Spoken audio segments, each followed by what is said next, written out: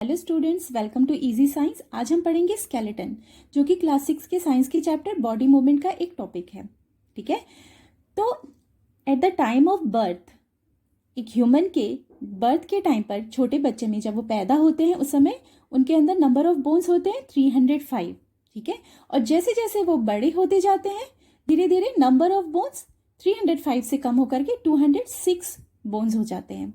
ठीक है, तो जैसे जैसे मैच्योरिटी बढ़ती है, जब एक बड़ा ह्यूमन बॉडी, एक मैच्योर ह्यूमन बॉडी होती है, उसके अंदर 206 बोन्स होते हैं। ये नंबर ऑफ बोन्स रिड्यूस होते जाते हैं क्योंकि जो बोन्स होते हैं वो बड़े होते होते क्या होता है, आपस में डिफ्यूज होते हैं, और डिफ्यूज होते हैं तो एक फ्रेमवर्क बनाते हैं बोन्स का, जिसको कहते हैं स्केलेटन। ये हमारी बॉडी का स्केलेटल सिस्टम है। ठीक है, ये स्केलेटल सिस्टम हमारी बॉडी को एक शेप देने के लिए, जैसे एक हमारी ह्यूमन बॉडी का या किसी एनिमल का भी एक शेप होता है ना, एक प्रॉपर शेप होता है, वो सिर्फ स्केलेटल सिस्टम की वजह से पॉसिबल होता है। राइट, अगर ये स्केलेटल सिस्टम हमारी बॉडी में नहीं होते तो हमारी बॉडी का कोई शेप नहीं होता। ठीक है, अब ये स्केलेटल सिस्टम आप कहाँ देख सकते हैं? एक्सरे शीट में। जैसे अगर किसी का एक्सीडेंट हो जाता है घर में, या कोई हर्ट होता है, कोई पेशेंट होता है, तो डॉक्टर एडवाइस करते हैं एक्सरे कराने के लिए। उसमें आप स्केलेटल सिस्टम को इजीली देख सकते हैं कि एक्चुअली में ह्यूमन बॉडी का स्केलेटल कैसा होता है। ठीक है, अब हम आ जाते हैं स्केलेटल सिस्टम में कार्पल बोन। ठीक है, कार्पल बोन हमारी रिस्ट का की जो बोन होती है, जैसे ये पाम है, पाम का ये रिस्ट वाला पार्ट है।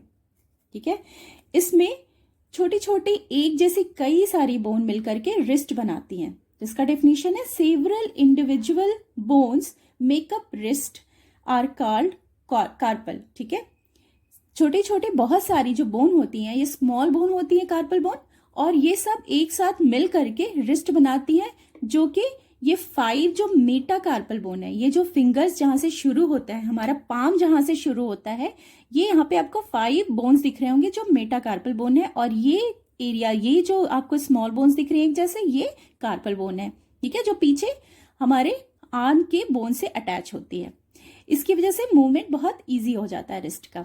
राइट, अब ऐसे ही हमारे पैर में जो एंकल का पार्ट है, वहां पर जो बोन होती है वो भी सेम ऐसी ही होती है, और वो भी एक दूसरे से ऐसे ही अटैच होकर के छोटे छोटे बोन्स वहां पर एंकल बनाते हैं, तो उनको कहते हैं टार्सल। ठीक है, तो हाथ वाले में जो रिस्ट में होता है उसको हम कार्पल बोन कहते हैं, और जो एंकल में होता है उसे हम टार्सल बोन बोलते हैं।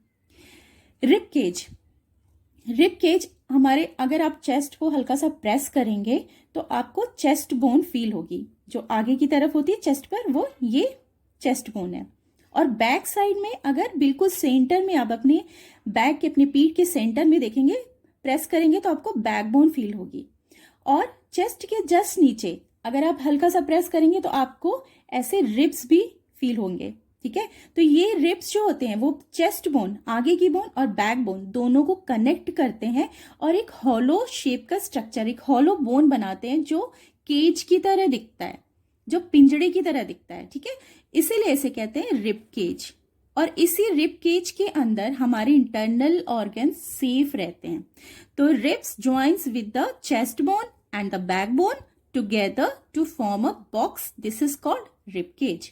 राइट, ठीक है, ये एक बॉक्स की तरह हो जाता है, और लेफ्ट और राइट दोनों ही तरफ से रिब केज अटैच करता है, चेस्ट बोन और बैक बोन को कनेक्ट करता है, और इनके नंबर्स दोनों ही साइड में 12 होते हैं। ठीक है, लेफ्ट साइड में भी 12 रिब्स होती हैं और राइट साइड में भी 12 रिब्स होती हैं। तो नंबर ऑफ रिब्स कितने होते हैं? 12 होते हैं on the both side.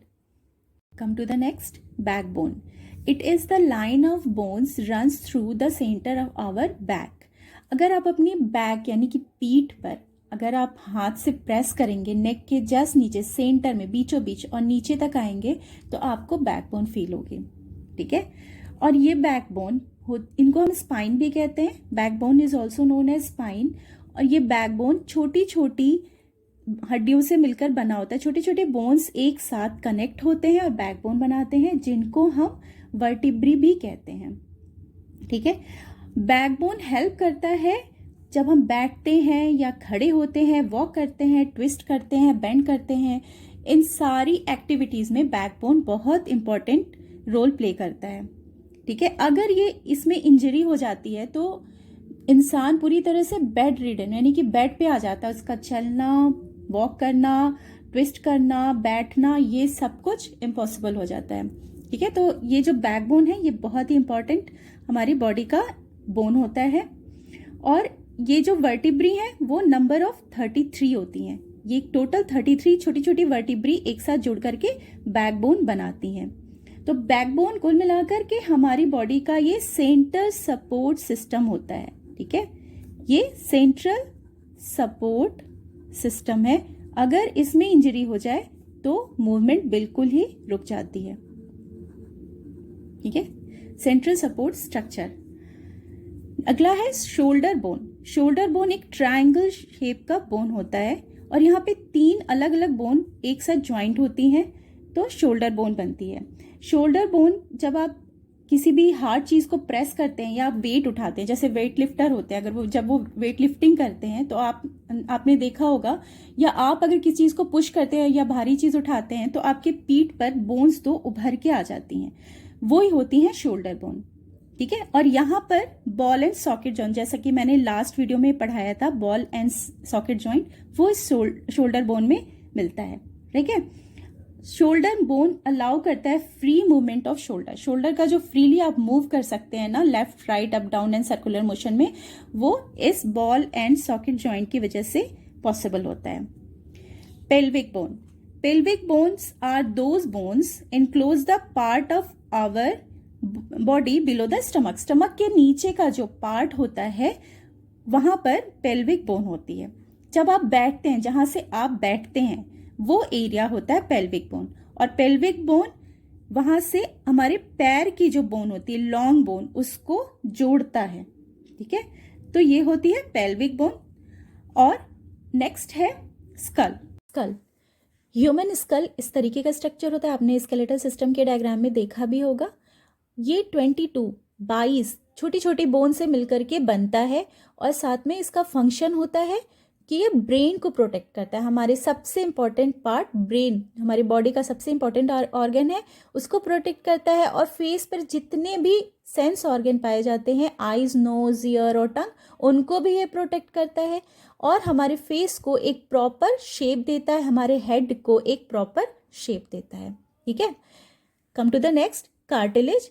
It is soft, elastic and flexible connective tissue. ठीक है।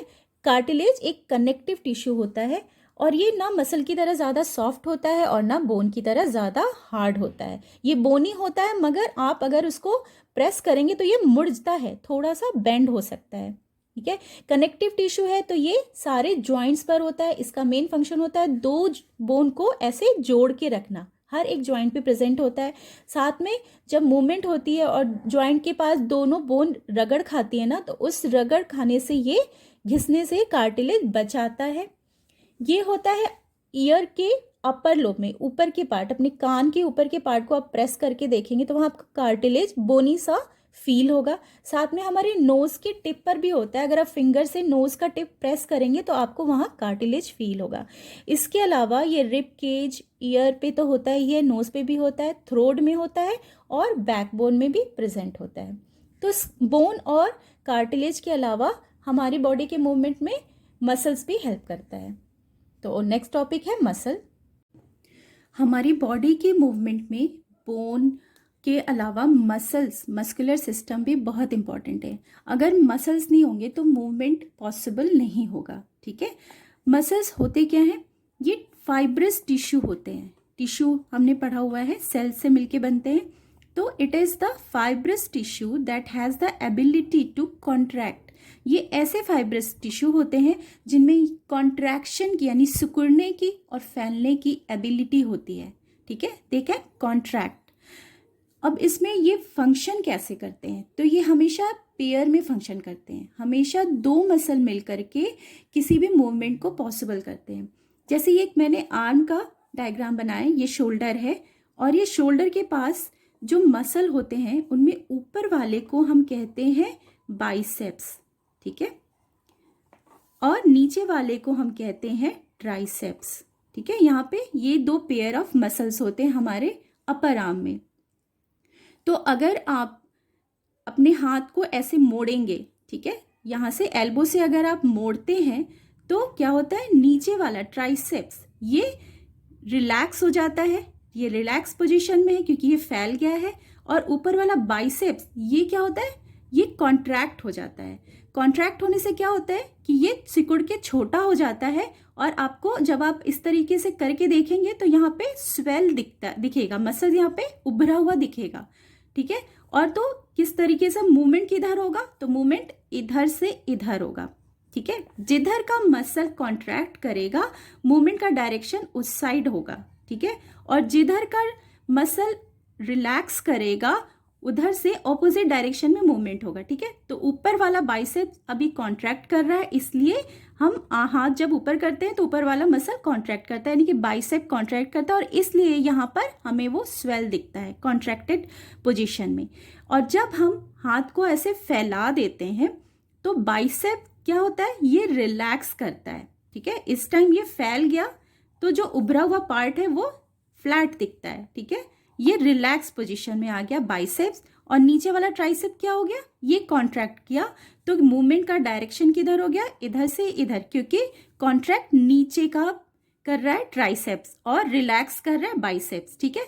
तो एक मसल रिलैक्स करता है और एक मसल कॉन्ट्रैक्ट करता है, उसी के अकॉर्डिंग हमारी बॉडी में मूवमेंट होती है, ठीक है। दो पेयर जो होते हैं मसल के वो ऐसे ही सिंक्रोनाइज तरीके से मूवमेंट में हेल्प करते हैं, एक कॉन्ट्रैक्ट करता है और एक रिलैक्स करता है। सेम ऐसे ही हमारे पैरों में भी होता है, पैर के जो मसल्स होते हैं वो भी ऐसे ही मूवमेंट में कॉन्ट्रैक्ट करते हैं और रिलैक्स करते हैं, ठीक है। इस वीडियो में इतना ही, मिलते हैं नेक्स्ट वीडियो में, इसी चैप्टर के आगे के टॉपिक को पढ़ेंगे।